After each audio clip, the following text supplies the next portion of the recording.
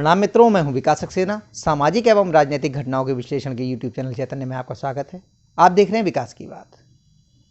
DMK Dravid Munnetra Kazhagam Tamil Nadu की सत्ताधारी party ने और इंडिया गठबंधन की दक्षिण भारत की सबसे मजबूत सहयोगी दल ने, उसके नेता ने एक बार फिर उत्तर भारतीयों पर इतनी शर्मनाक टिप्पणी की है जिसकी जितनी निंदा की जाए, जितनी भर्त्सना की जाए कम है।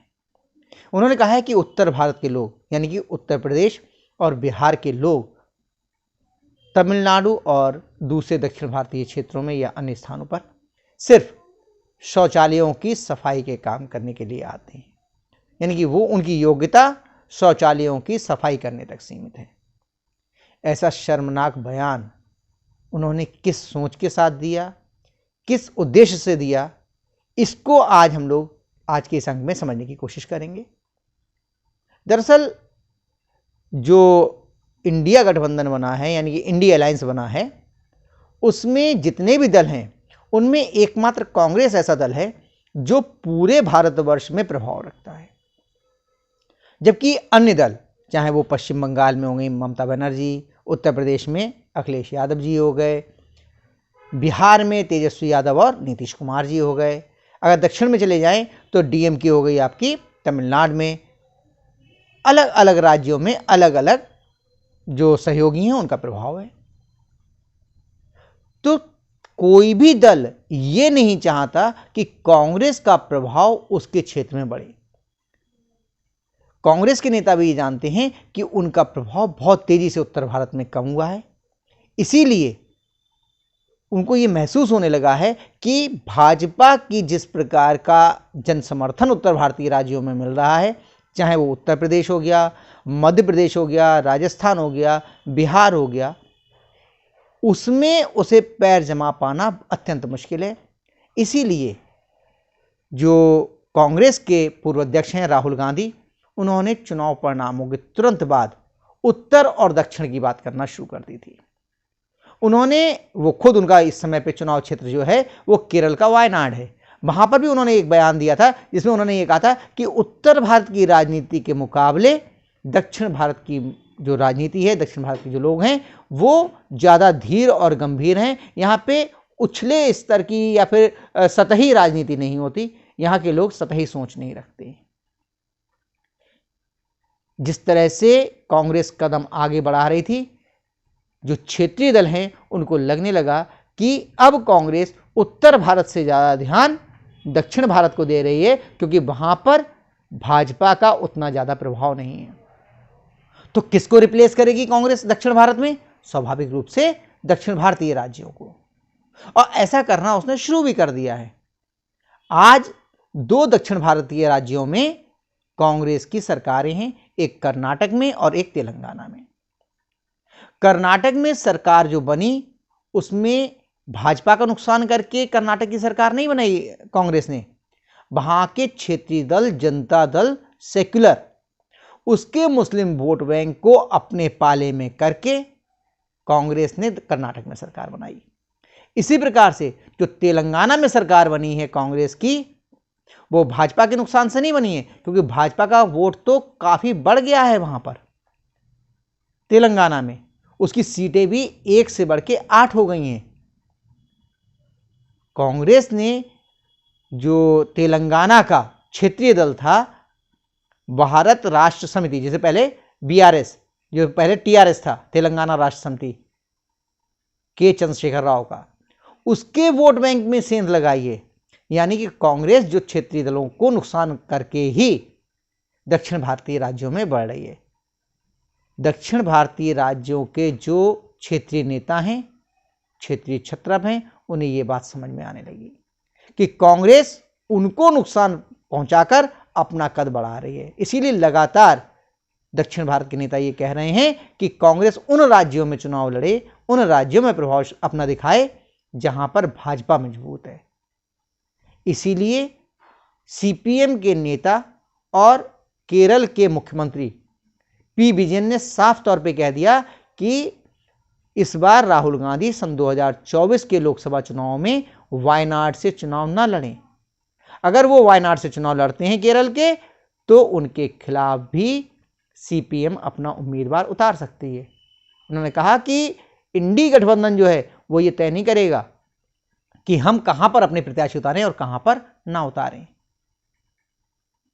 इसी तरीके से तमिलनाडु में इंडी गठबंधन का सबसे सहयोगी दल है, सबसे मजबूत दल है, वो है डीएमके। डीएमके की इस समय वहां सरकार है, लेकिन लगातार पिछले कुछ महीनों से डीएमके के नेताओं के जो बयान आ रहे हैं, अगर हम आप लीजिए कि उदयनिधि स्टालिन जो वहां के मुख्यमंत्री एमके स्टालिन के बेटे हैं और वहां के युवा मंत्री भी हैं, खेल मंत्री भी हैं, उन्होंने कह दिया था कि सनातन धर्म रोग की तरह है और इसके खात्मे का हमें प्रयास करना चाहिए, इसके उन्मूलन का प्रयास करना चाहिए, इसे रोकने की कोशिश नहीं करनी चाहिए। उन्होंने इसकी तुलना कोरोना से कर दी थी, डेंगू से की थी। उन्हीं के एक नेता जो पहले दूरसंचार मंत्री हुआ करते थे, ए राजा, उन्होंने तो सनातन धर्म की तुलना एड्स और कोढ़ जैसे लोगों से कर दी। उन्होंने कहा कि चूंकि इससे सामाजिक कलंक जुड़ा हुआ है, इसलिए सनातन धर्म इन रोगों की तरह है। उदयनिधि स्टालिन ने तो बहुत ही नर्म भाषा में इसकी आलोचना की है। इसकी तो तुलना और ज़्यादा जो है खतरनाक और सामाजिक कलंक से जुड़े हुए रोगों से करनी चाहिए। इसके बाद डीएमके के ही एक सांसद सेंथिल कुमार, उन्होंने तो संसद में ये कह दिया कि भाजपा का प्रभाव दक्षिण भारतीय राज्यों में नहीं है, उत्तर भारत के हिंदी भाषी राज्यों में है, और उन्होंने इन राज्यों को गौमूत्र राज्य कह दिया। हालांकि बाद में उन्होंने इस पे अपने बयान पे माफी मांग ली। और अब डीएमके के ही एक अन्य सांसद दयानिधि मारन, वो भी पहले जो है यूपीए की सरकार में मंत्री रहे हैं, उन्होंने क्या किया, उन्होंने कह दिया कि बिहार और यूपी के लोग, इनकी योग्यता टॉयलेट साफ करने की होती है, शौचालयों की सफाई करने की होती है। अगर ये अच्छी योग्यता रखते तो ये भी बड़े बड़े पदों पर जा सकते थे। पता नहीं किस योग्यता की बात कर रहे हैं, शायद उन्हें जेपी बाबू के बारे में नहीं मालूम है, जयप्रकाश जी के बारे में। शायद दयानिधि मारन और सेंथिल कुमार को भारत के प्रथम राष्ट्रपति डॉक्टर राजेंद्र प्रसाद जी की योग्यता और उनकी क्षमताओं के विषय में जानकारी नहीं है। अनेक बड़े बड़े वैज्ञानिक, बड़े बड़े विद्वान, बड़े बड़े लेखक, साहित्यकार और बड़ी संख्या में आईएएस अधिकारी, आईपीएस अधिकारी बिहार से निकले हैं, यूपी से भी निकले हैं।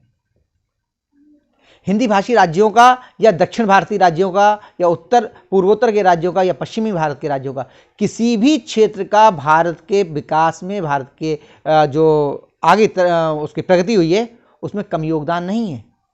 लेकिन इस तरह के बयान जानबूझ के क्षेत्रवाद को बढ़ावा देने के लिए क्यों दिए जा रहे हैं तमिलनाडु के या डीएमके के नेताओं के द्वारा, उसको समझने का प्रयास कीजिए। दरअसल वो कांग्रेस पर दबाव बनाना चाह रहे हैं, क्योंकि केवल भारत में जो सबसे ज़्यादा विस्तृत प्रभाव वाली पार्टी है इंडी गठबंधन की, वो कांग्रेस है। अगर वो इस तरह के बयान देंगे तो स्वाभाविक रूप से बिहार, उत्तर प्रदेश, राजस्थान, मध्य प्रदेश, छत्तीसगढ़, जितने भी ये राज्य हैं, इनमें कांग्रेस को भारी नुकसान होगा, उसका वोट बैंक प्रभावित हो सकता है, यहाँ के मतदाता उससे नाराज हो सकते हैं। तो इस दबाव में कांग्रेस अपने कदम दक्षिण भारत से थोड़ा सा खींच ले, वो उसमें ज़्यादा हस्तक्षेप करने की कोशिश ना करे, अपना प्रभाव ज़्यादा ना बढ़ाए। क्योंकि अगर आपको याद हो कि पिछले लोकसभा चुनाव में जब राहुल गांधी ने केरल से चुनाव लड़ा, केरल के वायनाड से, 2 जगह से चुनाव लड़े थे पिछली बार, एक अमेठी से और दूसरे केरल के वायनाड से। अमेठी में उन्हें भाजपा की स्मृति ईरानी जी ने हरा दिया था, जो उनकी पारंपरिक सीट थी, उनके परिवार की सीट थी। लेकिन मुस्लिम बहुल वायनाड सीट से वो चुनाव जीतने में कामयाब रहे, क्योंकि वहां पर मुस्लिम लीग उनका समर्थन कर रही थी, उनकी सहयोगी थी। इसका प्रभाव ये हुआ कि केरल की 20 में से 19 सीटें वहां पर यूपीए यानी कि कांग्रेस के नेतृत्व वाला गठबंधन जीत गया, और वाम दलों को वहाँ पर भारी नुकसान हुआ। इसीलिए वामपंथी पार्टियों के जितने भी नेता हैं, वाम मोर्चा के नेता हैं, या फिर खास तौर से कहें तो मार्क्सवादी कम्युनिस्ट पार्टी के नेता, वो लगातार ये बात कह रहे हैं कि राहुल गांधी को केरल से चुनाव नहीं लड़ना चाहिए, उन्हें ऐसी जगह से चुनाव लड़ना चाहिए जहां भाजपा ज़्यादा ताकतवर है, क्योंकि केरल में तो भाजपा की ताकत ना के बराबर है। सीधा सा मतलब है कि चाहे डीएमके के नेता हो गए, चाहे सीपीएम के नेता हो गए, कोई भी नहीं चाह रहा है कि कांग्रेस दक्षिण भारत के राज्यों में अपना प्रभाव बढ़ाए, और इसीलिए डीएमके के नेता लगातार ऐसे बयान दे रहे हैं जिसका कि कांग्रेस को उत्तर भारत में नुकसान हो, ताकि उस पर दक्षिण भारत में प्रवेश से रोकने के लिए दबाव बनाया जा सके। तो ये जो राजनीति है उत्तर और दक्षिण की, इसे शुरू करने का केवल कारण, जो शुरुआत की थी राहुल गांधी जी ने और उनके नेताओं ने, कि किसी तरीके से दक्षिण भारत में प्रभाव बना लें, उत्तर भारत में तो वो भाजपा के सामने टिक नहीं पा रहे हैं, तो दक्षिण भारत के क्षेत्रीय दलों को कुछ पीछे करके अपने मत प्रतिशत को या फिर अपने सीटों को कुछ बढ़ा लें, और इसमें उन्हें काफ़ी हद तक सफलता भी मिल रही थी। एक बड़ा मुस्लिम मतदाता वर्ग कांग्रेस के साथ जुड़ भी रहा था। इसीलिए राजनीतिक तौर पर अपने अस्तित्व को बचाने के लिए दक्षिण भारतीय की पार्टियां अब कांग्रेस को उत्तर भारत में चोट देने पर जुट गई हैं और लगातार ऐसे बयान दे रही हैं जिससे कांग्रेस असमंजस में और परेशानी में पड़ रही है। जो बयान दिया है इसके बाद स्वाभाविक रूप से चाहे तेजस्वी यादव जी हो गए, चाहे नीतीश कुमार जी हो गए, या फिर उत्तर प्रदेश के पूर्व मुख्यमंत्री और समाजवादी पार्टी के मुखिया अखिलेश यादव हो गए, इन्हें मुखर होकर डीएमके के खिलाफ बोलना ही पड़ेगा, अन्यथा उनका मतदाता वर्ग जो है वो उनसे नाराज हो जाएगा और इसकी कीमत चुकानी पड़ेगी कांग्रेस पार्टी को। तो आज के अंक में बस इतना ही, अगले अंक में हम लोग फिर मिलेंगे, तब तक के लिए अनुमति दीजिए। आपसे अनुरोध है कि अगर आपको ये वीडियो पसंद आया हो तो इसे लाइक कीजिए, शेयर कीजिए, और हाँ, अगर आप इस चैनल पर नए हैं तो आपसे ये भी अनुरोध है कि इस चैनल को सब्सक्राइब करने के बाद नोटिफिकेशन का बेल आइकन जरूर दबाइए। धन्यवाद, प्रणाम।